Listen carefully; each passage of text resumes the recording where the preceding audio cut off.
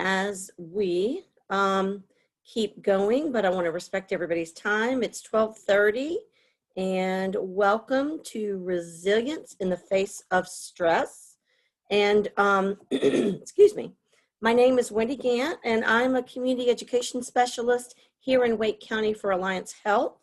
And today's presentation training is an hour, but I don't want anyone to feel like it's overly formal. So if you have a question, please unmute yourself, interrupt me, put it in the chat. I'm going to try to monitor all of that, and we will get going. I'm going to go ahead and share my screen. It's fine if you want to have your cameras off, cameras on, whatever you're most comfortable with, and we'll get going. So I wanted to let everyone know that at the end, for all participants today, I'm going to send out just a generic certificate of attendance in case you need any kind of contact hours. They're not CEUs, but it's contact hours, and so hopefully that'll benefit you if that's what you need. So I'm going to go ahead and share my screen, and we'll get started. All right.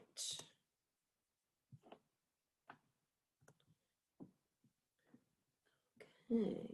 So, resilience in the face of stress.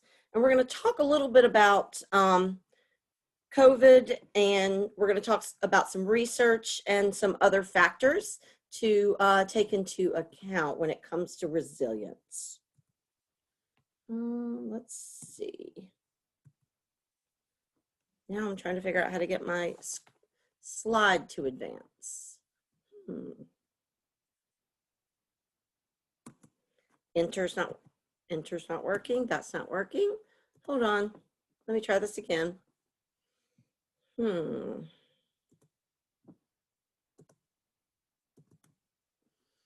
Okay.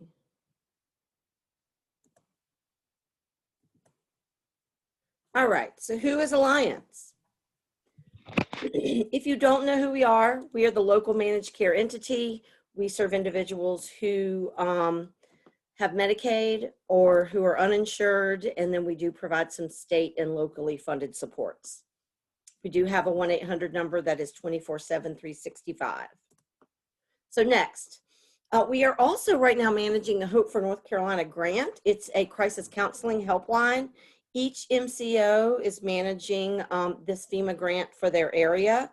And so if you know folks who, may need some supports, this is a great number for just to talk to somebody or to help find some resources. We also have the Hope for Healers. That is also free emotional support from for the folks on the front lines, for therapists, for teachers, medical providers, anyone who's on those front lines. So that is also useful, and there's the number right there. So this is the definition of resilience. It means bouncing back from difficult experiences. Pretty cut and dry. So if you're comfortable unmuting yourself and just calling out, tell me what you think impacts our resilience. Anyone? Family. Family, absolutely. Anything else? Support systems. Yes, absolutely. Any other factors you think have an impact? Drama. Did you say drama? Trauma. Sorry, I think it's trauma. Yes, I definitely. Previous, yeah. Previous, what now? Does anybody think genetics or DNA have an impact? Physical fitness. Oh, that's interesting. Fitness. That's a great one.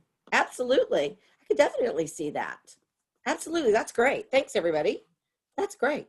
So, where can I get some resilience? If we think about it as something that we build for ourselves and for our children, it can be based on personal history. Someone said trauma, environment. Someone said family, and also on genetics. That is another factor that can be important. The most significant factor is the quality of our relationships, and that is really important. Someone said support system, and I really think that, especially for kids, that has such a long-term big impact on us, which is great. So our temperament also plays a role in how we bounce back from adversities. Someone said your physical fitness. And so paying attention to our bodies, that is a really key factor. Stress is a huge factor. And I don't think that there are very many of us right now in this time that haven't experienced at least a little bit of stress in the past year. Just so much is impacting us on day to day. And so there is a researcher, and when I send your certificates, I'll also send a link to some of the articles that I reference, just in the event that you want to geek out and read more about some of the research that I talk about today. And so there is a doctor who wrote a book called The Body Keeps the Score. And it's probably one of the best books on trauma, resilience, and children. And he really refers to resilience as a set of skills that can be often learned. Part of the skill building comes from exposure to very difficult but manageable experiences. So, we have to have some of these bumps in the road to build and equip ourselves and get ourselves ready for resilience. So one set of research that's been going on, I don't think for very long, but there's a thought that when you're born, we have the orchids and we have the dandelions. And that's a pretty recent study. So there's an article from Psychology Today that I was reading in this about, and it's called Why Some Children Are Orchids and Others Are Dandelions. So many children can actually thrive in pretty much any environment, while others may only flourish under pretty favorable conditions. So some of us can be a little bit more higher risk than others. And so the dandelions are the children who can flourish in some challenging situations, and the orchids are the children who really need things to be pretty chill, pretty perfect most of the time. And they're much, much more fragile, just like an orchid is. It needs so much specific care. And I'm not a person who's ever had orchids because I've never known, myself to be able to be enough of a green thumb to be able to get them to come back year after year. And so I think dandelions are a little bit easier. So anyway, so many children are able, I already read this to you. Comparing children. So scientists believe that sensitivity and resilience to stress is determined by genes. That's what these researchers actually believe. The presence or absence of a specific gene variant makes a child emotionally delicate, like the fragile orchid that needs lots of TLC to thrive, or resilient, like the robust dandelion that flowers even in the harshest of environments. So there was a study done a while back that there was a correlation between when we're born, they do what's called an APGAR score, and those are, our breathing, and they look at, are you blue, are you pink, they're looking at your breathing patterns and some of these health markers. And I think they do it at like 2 minutes and 10 minutes. And so you get these 2 APGAR scores. And so studies have shown a correlation of a newborn's APGAR scores and teacher reports of developmental abilities. Epigenetics, which there's a lot of research that's been going on with epigenetics in the past few years. And that really ties back to traumas and different adversities imprinting on our DNA. And it can be passed from generation to generation. And so it's not an automatic trajectory for a child.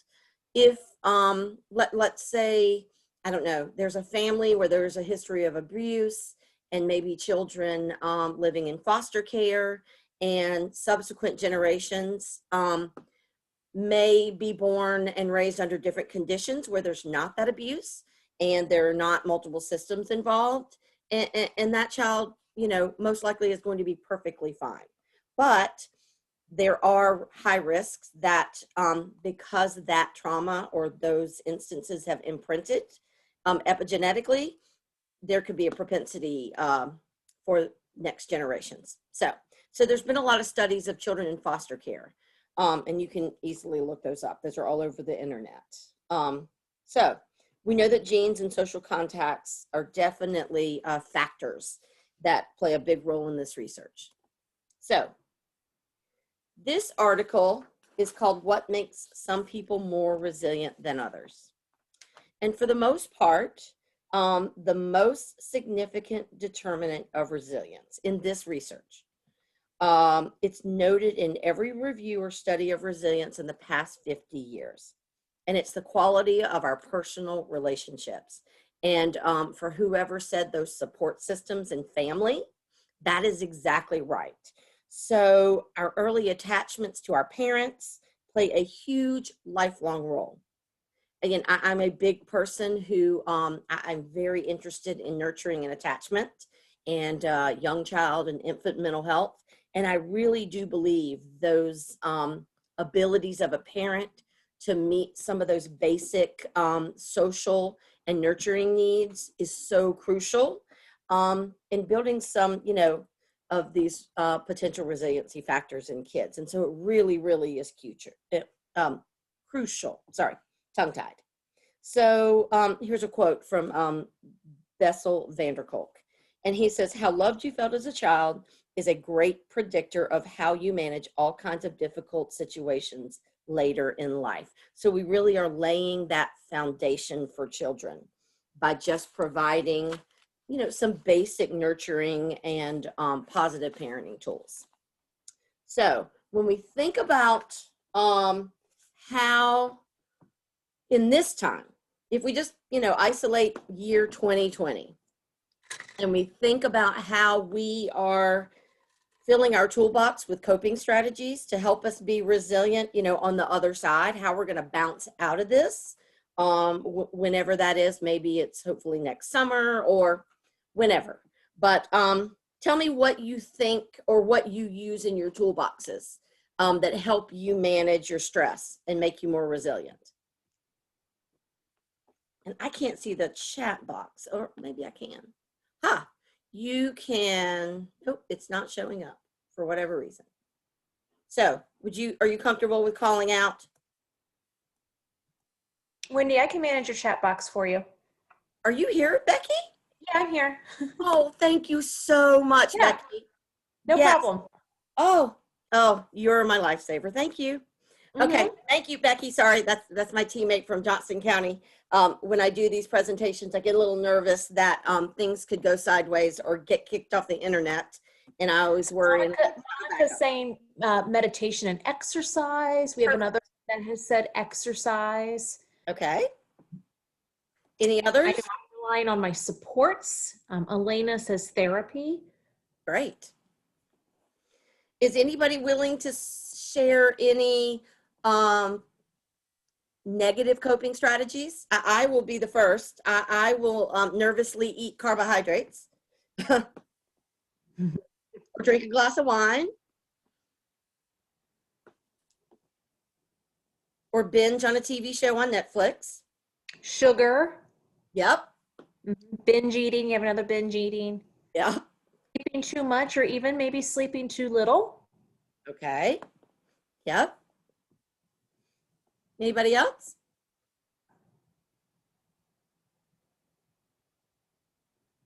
All right. Facebook, too much social media. That is a great one to share. That can really kind of get us spinning, right? Especially if we're reading, you know, there's this study or, you know, eat this food or, you know, whatever it is, it can definitely take us down a dark path sometimes. Because not as often these days are people posting their dogs and their children and things like that. I think that's just kind of where we are right now. So these are some others. Someone said social connections. Yes, it's so crucial that we try to stay as connected as we possibly can. So these are just some examples, positive and negatives, of things that people use. You know, a lot of folks exercise. I did a community event Saturday at the Southeast Raleigh YMCA. We were giving out information in food boxes.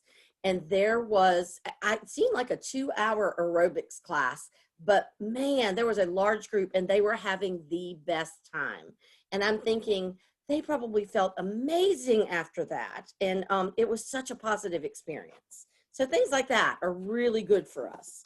You know, online shopping. Think about the folks or maybe neighbors that you see every day have a trove of Amazon boxes on their porch. I mean, you know, sometimes in boredom, we gravitate to maybe some things that aren't as good for us. But how we're able to cope really depends on what's in our toolbox. So some of us have, you know, negative, some have positive, some of us balance things out. So it's not, you know, mutually exclusive or a, you know, this or that. And so we want to really balance things out. And I think flexibility right now in this time is crucial because, you know, I texted Becky last night, her children are in school in Johnston County and they're going, I mean, boom, on the fly, they're all going back to remote learning. And she had the best attitude. She's like, you know, it's probably for the best. And that's a perfect example of her having the flexibility and that mindset of, you know what, I'm going to figure it out however I need to figure it out. And so that is an excellent trait for us to have. So there were interviews done with large numbers of highly resilient individuals. And many of them had experienced a great deal of adversity and come through those things successfully. A lot of them reported having a positive outlook. They try not to dwell on negative information. They look for opportunities when things are really challenging. They have a moral compass. They have a solid sense of what they consider right and wrong. So that's a characteristic. They think of something, you know, really outside of themselves, or they believe in something greater than themselves. And so that, you know, it's found through spiritual practices, religious practices, having, you know, that faith. They're also altruistic. They have concern for others and a degree of selflessness. And I definitely think in this year, it has tested our altruism, whether it's just texting a neighbor or leaving a sticky note on an elderly neighbor's door, asking if they need groceries if you're going, or picking up extra toilet paper for someone who maybe you saw on Facebook hasn't been able to find any. So really, I think we found some really unique ways to extend outside of ourselves in this time. They also report that they accept what they can't change and focus energy on what they can change. And one thing that I have a slide that I'll show you a little bit later that is really going to show us what we can control and what we can't control and how to balance those out. And social supports are also so crucial. Rarely can a person go it alone and really tackle a lot of challenging things. So folks like to tell us, just relax, you know, just get over it. That's really hard to do. And so we've got to, again, have that toolbox and other strategies. So are we, you know, using supportive language with others? Are we asking questions? Are we asking how we can help? Are we asking what other people may need? And this can just be in the context of the people we live with or who, you know, our support system is. And are we doing our part? Those kind of are good questions. Instead of just telling someone to get over it or just relax or, you know, it's going to get better. We want to do a little bit more problem solving and supportive listening. That'll definitely get us a lot further along. So, stress resilience. And if anybody has a question, please put it in the chat. And Becky can call me out and I'll definitely stop for a second. So just let me know. So there was another study that was in an article on brainfacts.org, and it talks about stress resilience. And so when we think about that concept, we think about how we effectively cope with stressors, and we get back to our, called our baseline or homeostasis, or kind of our average functioning, because, we peak and valley in our stress, absolutely. And when it becomes really unhealthy for us is when we're, on 10 all the time. We definitely want to get ourselves back to that baseline. So, an example. Let's say, I had this PowerPoint, or you had a presentation on your laptop and it disappears. Our natural reaction is to freak out and to stress. And that's natural. Some stress is facilitated for us, and it gets us moving and it gets us productive. But when it's excessive and long-term, of course, it becomes distress. And that's where things get negative. And so sometimes how we perceive these stressful events is, has a really big impact on how we can bounce back. And so our perception of the situation is really, it's a big deal when it comes to this. So what we want to do is we want to think about our stress responses. How do we respond? How do we recover? What do we do to get back to that normal? Is it self-talk? Is it, we journal? Is it we problem solve? Is it, we ask for help? So we have to think about what we need, because we're all different. So when we think about children and stress, there's positive stress. That's normal daily stress, critical to normal develop. It's critical also to help children handle adversity. There's something called tolerable stress. That's longer lasting stressors, but the effects are buffered by supportive relationships. So let's say a family, the person who has an income loses their job. That can be a long-term stressor for a child. And if there's a supportive, family set in place, chances are that child's going to come out fine on the other side. Or let's say a child has a serious illness and there's family, faith, and a supportive community. That child's going to come out okay on the other side, most likely. Then there's something called toxic stress.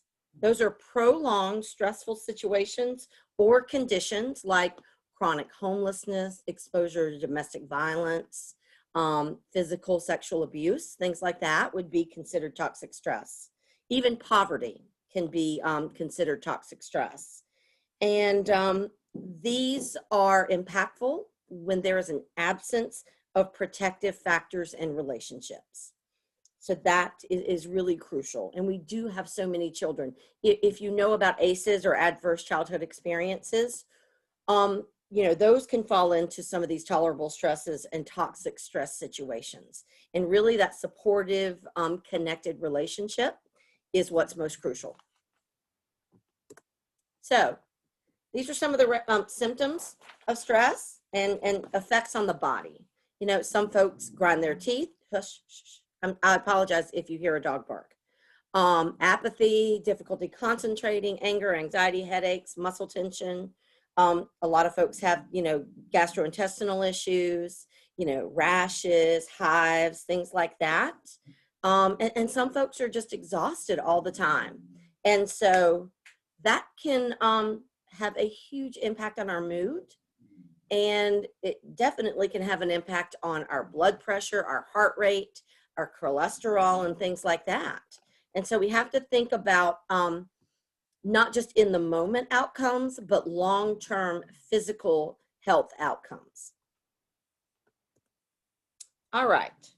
So these are, a couple of things, that are really important to try to incorporate into every day, if at all possible, are laughing, gratitude, exercise, healthy foods. Oh, sorry. Shh, shh. I'm not saying every meal you have has to be healthy, but trying to incorporate fruits and vegetables are crucial during this time. Sleep, calm, quiet, and balanced sleep is so important in this time. So when we think about the domains of resilience, what's our vision, our purpose, our goals, our congruence? How are we getting along with others? How are we seeing ourselves at the end of what's going on right now with COVID? What are our positive support networks? Who are we connected to? How are we managing, how we see the outside world, or maybe how others are seeing us? We think about tenacity, and I think persistence is really important. We want to be realistic that we don't know when schools are going to be back in person, or when we'll be able to go back to our offices, or have anything we feel like is relatively normal.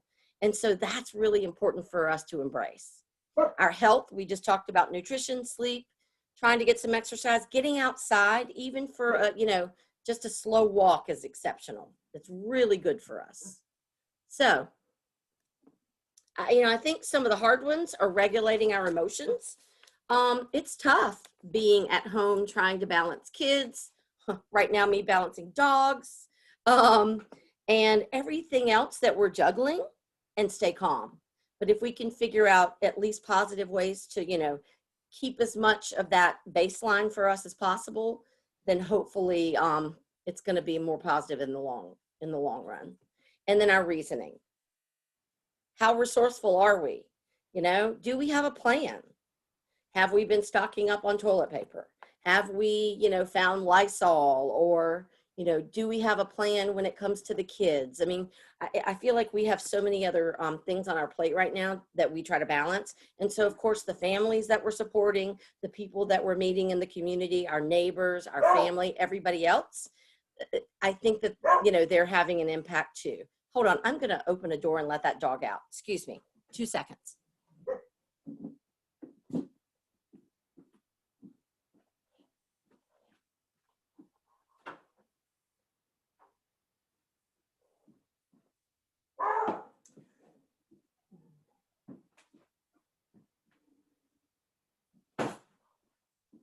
Okay, I'm back. Sorry. This happens every time I train. Sorry. All right. So we have a resiliency scale. We all have hard things and good things. And I think this is a great visual if you're working with families or individuals. And, this is a good visual. Even if you're doing outpatient therapy or whatever it is, this is a great thing that you could draw out. And I think folks can easily, write about or draw what are the hard things going on right now and what are the good things. And so we have our fulcrum right there in the middle, and we want to figure out what are the hard things that we can let go of or alleviate. And so, we want to unload some of the hard things if at all possible so that our fulcrum has us more in balance. And this is something visual that, I think a lot of folks can look at and say, okay, I can not do this or I can do this and help balance things out. So we can lighten our load on the negative side of the resilience scale by reducing sources of stress. And sometimes that's hard for families to do. Absolutely. Many organizations are already doing this and can draw on their experience to prepare for possible future periods of physical distancing and shutdown. Reducing sources of stress may be helping families meet their basic needs like food, shelter, diapers, healthcare, childcare, and internet access, or connecting them to programs that will. And I think we're very lucky here, at least in our catchment area, because we are very rich with resources. There are so many opportunities for families to access food. That, of course, there's never going to be enough financial support, but at least we do have a robust kind of host of resources to try to connect families to. So we want to guide families towards financial assistance, try to provide child activities like coloring books. I know through Hope for North Carolina, we have coloring books that we've been giving out in the community, and they've been really popular. Craft supplies, finding ways or suggestions to help parents find a break, even if it's just within your safe circle of people, mom gets to take a 15-minute walk or dad does or whatever without the kids. we've got to think outside the box and get a little creative with families and with individuals that we're supporting. So we want to encourage parents, program staff, coworkers, our neighbors, our friends, our family to practice self-care. And I feel like that's kind of the buzzword of 2020. Everybody talks about self-care. And that has to be defined by yourself. What does that look like? Even if it's just taking a few minutes to yourself, going for a walk, taking a nap, listening to music, meditating, whatever it is. We want folks to figure out how, of course, to get back to that baseline of functioning, because we know that folks in the mental health and substance use and developmental disability communities, they have a lot of comorbid health conditions, and we want them to be as less high stress as possible, even though we know they have a lot of hard things on their seesaw right now.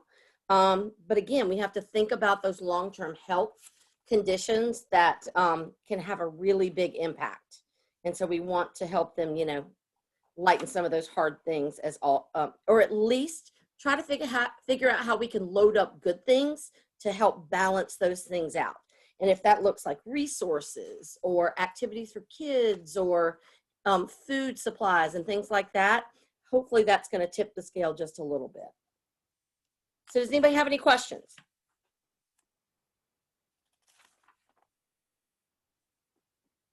All right.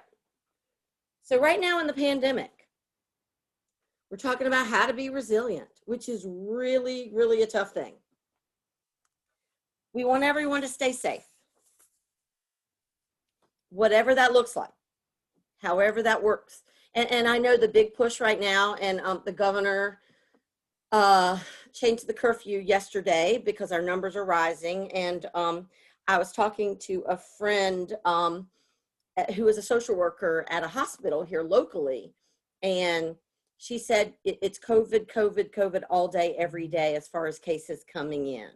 And one thing just to remember is, you know, have folks wear a mask.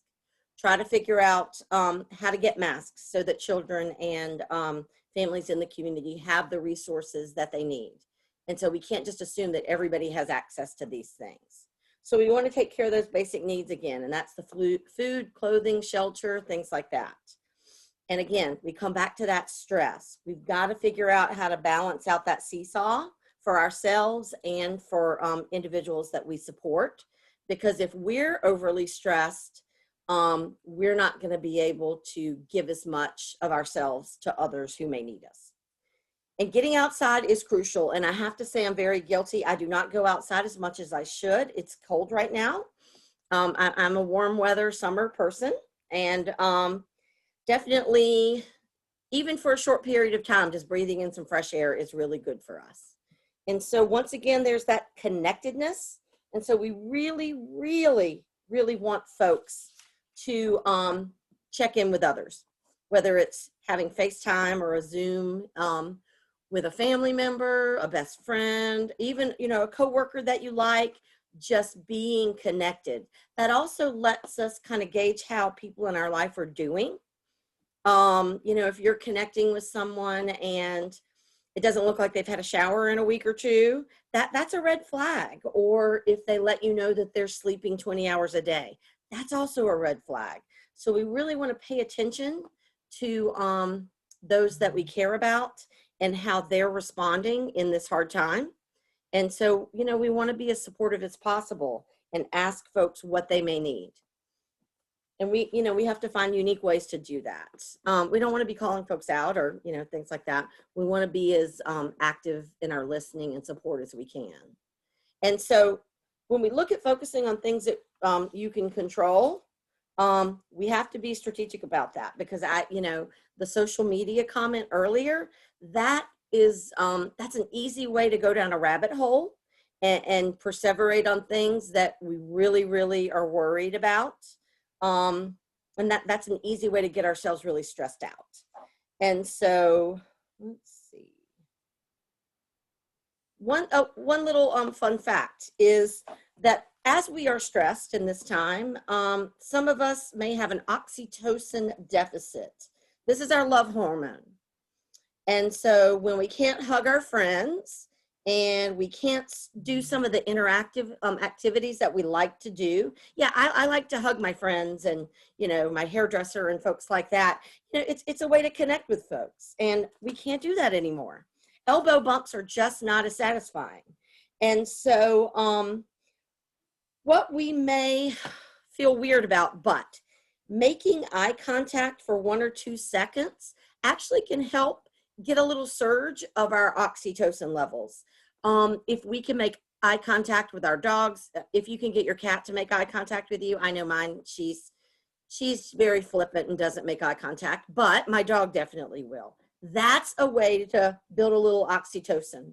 And so we have to look at some unique ways to try to get our needs met and feel connected. So that does work. Just a little fun fact. So, you know, maybe you're stressed and, you know, a card game or a board game or a game of tag with your kids, something that may feel silly, may help really lift a mood when things are really hard. So I cannot control and I can control. So I think this is, you know, a good graphic as far as things to remember or things to help others remember. You know, we can't control whether there's toilet paper at Target or not.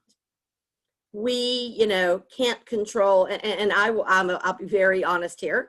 When I go to a store and folks either don't have masks on or they're not wearing masks properly, I can feel my blood pressure rise. It really stresses me out. And so, you know, I need to probably just call more pickup orders. And so that will probably be a safer and calmer way for me to do things. We can't control the actions of others. You know, we have a lot of folks with a lot of opinions and feelings and philosophies, and really what we can control is what we're doing.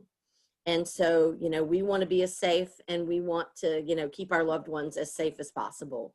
And we would just want to encourage folks to be safe. Could be 15 plus hours, $15. What Okay. Did somebody have a question or comment? Again, just said all their jobs are going to be 15 or more. Oh, Deborah, we can hear you. Oh, sorry. Oh, that's okay. That's all right. I didn't know if you were having a personal conversation. Sorry. Anyway, so we have no idea what's going to happen. You know, we don't know other people's motives. We don't know their experiences, and we don't know their situations. And so we also can't control how others are going to react in situations. And if we can remind ourselves of the things, you know, I took a training once where they talked about how there's 3 teacups. And, you know, there's the outside world, they can stir their teacup. There's our teacup where we can kind of control what we can do. And then there's kind of the universe's teacup. And those, you know, the outside world and the universe, we really have no control over that. And so if we focus on stirring our own teacup, it really leads to more positive outcomes and definitely lowers our stress. And so if we can try to focus on our positive attitudes, focus on the CDC recommendations, focus on our own social distancing, you know, focus on being, you know, graceful and kind and helping others if we can. And I think it's interesting talking about limiting my social media, because yes, I'll get stuck on Twitter, or, oh my gosh, I can get lost on TikTok watching cooking and dancing and things like that forever. And then all of a sudden 2 hours have passed and I've accomplished nothing. So I'm definitely trying to get better at some of these things. And I think it's easy for us to just kind of make a list or strategize, and we're not perfect. It's a day-to-day thing. So we're going to do the best we can. So this also ties back to our fulcrum, because, you know, if we're letting go of things we can't control, those are sometimes hard things for us, and that helps balance out that seesaw for us. And if we're focusing on things that we can control, hopefully that's gonna, you know, help our good things rise a little bit. So going back to the Hope for North Carolina, if you go onto the DHHS website, they talk about Scoop. That's kind of, and it's funny, Becky and I, our director, James, he reminds us to scoop all the time now.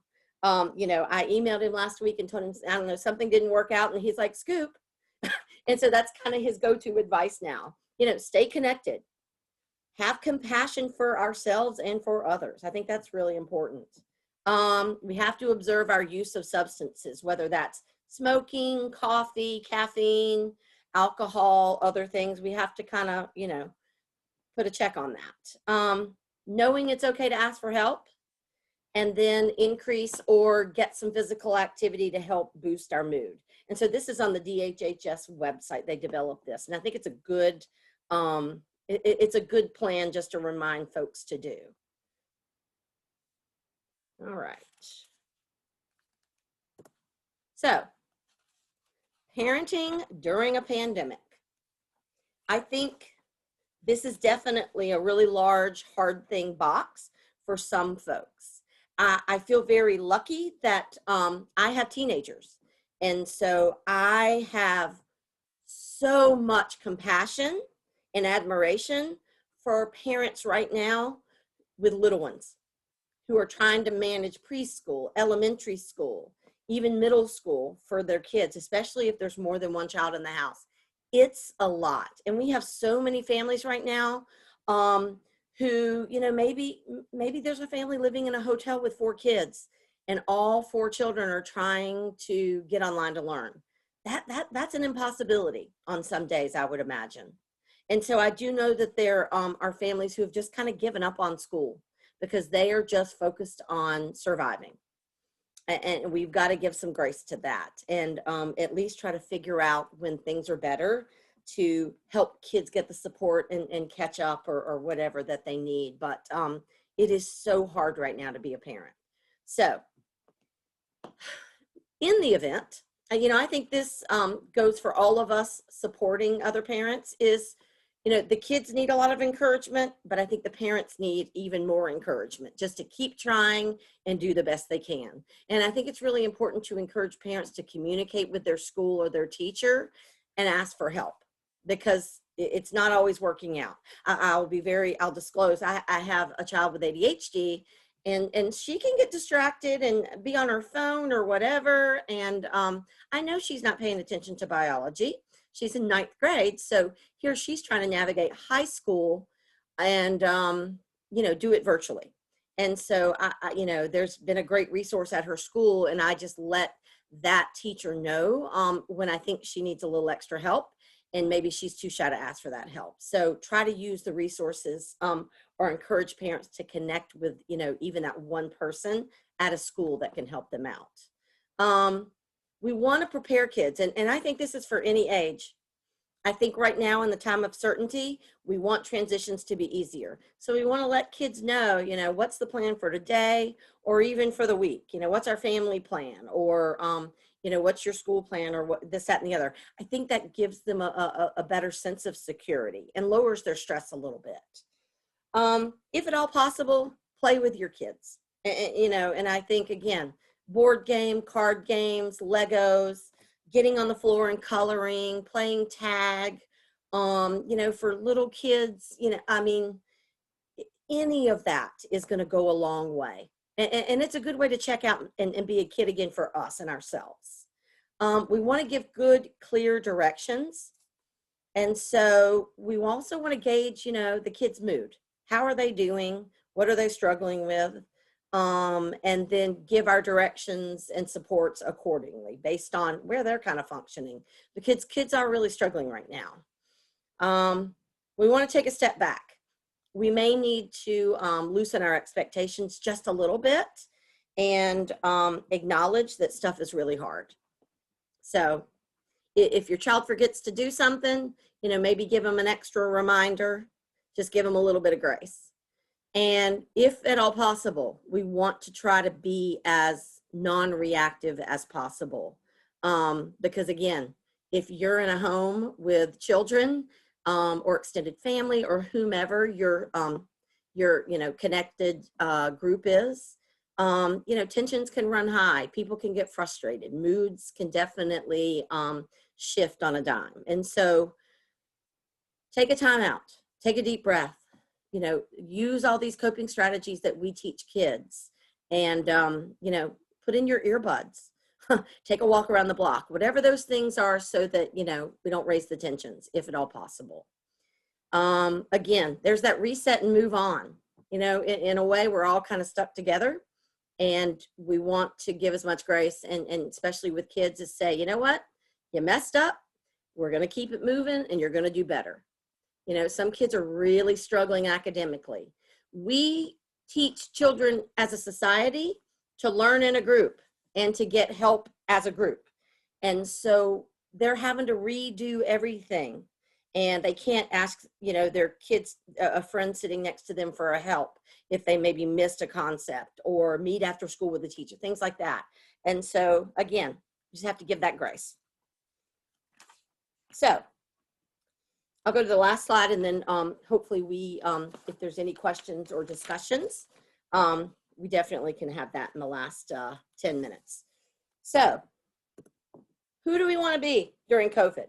And I think a lot of these are applicable to beyond COVID as well. So, you know, I think a lot of folks are going back to the fear zone. I don't think that you can be a little bit of fear, a little bit of learning, a little bit of growth. And I think you can vacillate each day, month, week, or whatever. But I do think when this all kind of started, a lot of us were really scared. You know, are we going to be able to get what we need? How am I going to get the medications I need? You know, am I spreading good information or bad information? Am I passing along every conspiracy theory out there? Am I really checking sources to make sure I'm not scaring my friends and neighbors? And am I whining and complaining about everything? That's an easy hole to get into. And sometimes we get stuck there, and that's okay. And then hopefully we move a little, you know, and realize, you know what, I'm going to find toilet paper. I'm going to find some cleaning supplies. It's going to work out eventually. You know, I don't need to hoard everything. Am I checking in with myself and my family? You know, how's everybody doing today? On a scale of 1 to 10, where are we? What's the temperature here? Are we a 2 today and just nothing's really going right? Or are we checking in and gosh, it's just a tough day today? So I really think getting in touch with your feelings, that's a cheesy saying, but really checking with ourselves to, you know, it's okay to go in the shower and cry and say, gosh, it's a rough week. That's okay.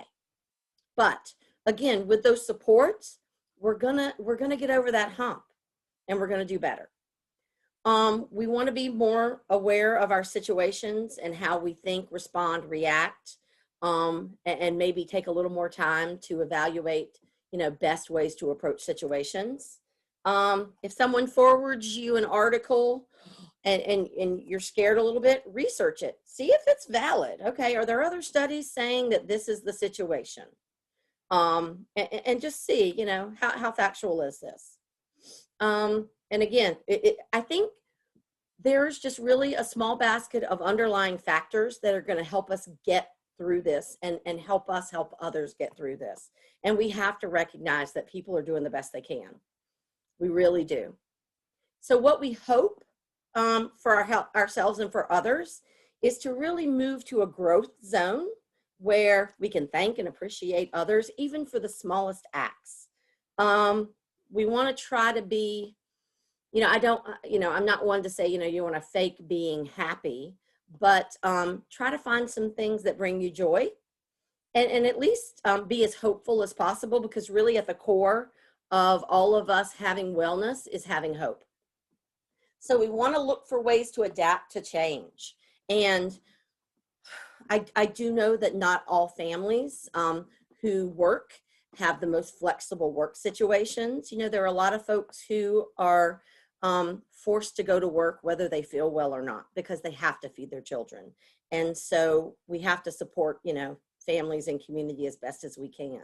So we want to have that empathy. We want to live in the present. Definitely. We want to try to, you know, figure out what are those good things so we can balance out that seesaw. I have to say, I thought that when COVID started, I was going to learn how to play the ukulele.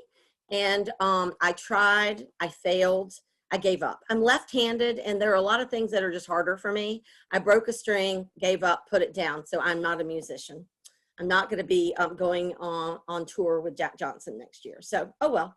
I will move on. And one thing I know I'm good at is I'm really good at crafting. So I make wreaths and I paint some things and do stuff like that. And that's my talent, and that's what I'm going to stick to. So I'm 54 and I'm going to stay in my bubble. And so, you know, one thing I think that's really important is thinking of others and figuring out ways to help, whether that is, again, an elderly neighbor, a mom you know who's struggling with teaching her kids. We just have to figure out unique and I think new ways. And so I think that's so crucial for all of us in this time. And I think what's most important is asking for help. A lot of us I know on this training right now, you are helpers, you know, you are folks who are either in the community or virtually doing the hard work of mental health, substance use, you know, juvenile justice, parent education, all those things. And so we have to take care of ourselves as much as we are helping families take care of themselves. So I think that's really, you know, really a crucial thing for us to remember is how we're going to do that for ourselves and give ourselves a lot of grace. So I think this definitely gives us, you know, changes ahead. We don't know what's going to happen. We don't know what's going to be. Oh, I see somebody says bake more. That is a fantastic idea. I'm not a good baker, but I do the best I can. I bake from a box. But, you know, change is inevitable. And again, again, I think about Becky again. I saw last night on Twitter that Johnston County is going remote. And my understanding is that, you know, parents don't get a lot of notice to prepare for this. And so, you know, seeing her try to adapt with 3 kids under 7, it's a miracle. And I have nothing but praise and admiration for her. So that's the end of our slides. And I wanted to get through those quickly so that we can have time. We have about 8 minutes for any questions or comments or anything else folks want to share. And you can take yourself off mute. You can put it in chat, whatever you would like. Anybody? Hey, Deneen. Any questions about any of the research? Or does anybody have a great story they want to tell about a family they've worked with or a situation they've experienced in this time?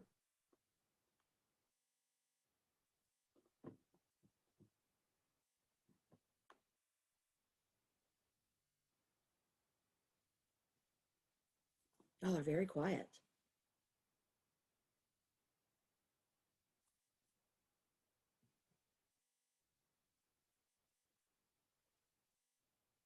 All right, so if anybody does not have questions or comments, I think we're done. And I do appreciate everyone. I will have a list of everyone's, thank you, Deneen. I will have a list of everyone's email addresses, and I will send information to all of you regarding a certificate of attendance. And I really appreciate everyone's attention and their participation today.